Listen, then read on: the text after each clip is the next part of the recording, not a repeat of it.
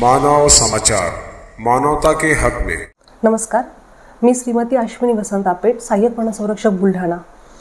9 April 2022 रोजी सकाळी आम्हाला बातमी मिळाली की वनपरिक्षेत्र बुलढाणा अंतर्गत येणाऱ्या गुंबी बेटामध्ये वनखंड क्रमांक 344 मध्ये 2 बिबट मृत अवस्थेत आढळलेले आहेत।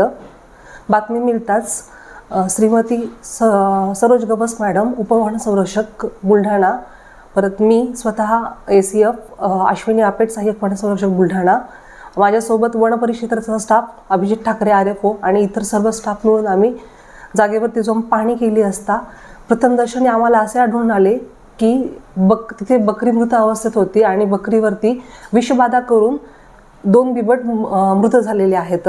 त्यानंतर आम्ही पुढे जाऊन परत त्याच्यामध्ये तपासणी केली असता असे आढळले की खरोखरच हे विषबाधेनंच हे 2 बिबट मृत झालेले आहेत। मग संबंधित बिबटचा आम्ही PM केल्यानंतर त्याचे जे अवयव आहेत ते आम्ही लॅबोरेटरी इथे प्रयोगशाळा इथे पाठवले पुढील तपासणीकरिता।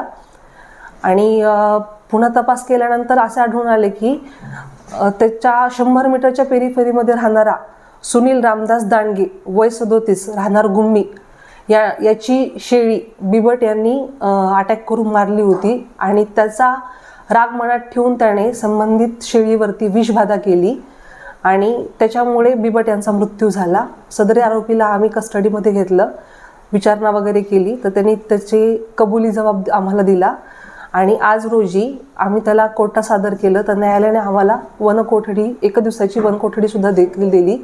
पुढील तपास पुढे सुरू आहे। आरोपींची संख्या वाढण्याची शक्यता आहे? हो, शक्यता दिसून येते, कारण हे एकटा माणूस एवढं काम करू शकणार नाही, त्यामुळे आरोपी नक्कीच त्याच्यासोबत कोणी ना कोणी असेलच।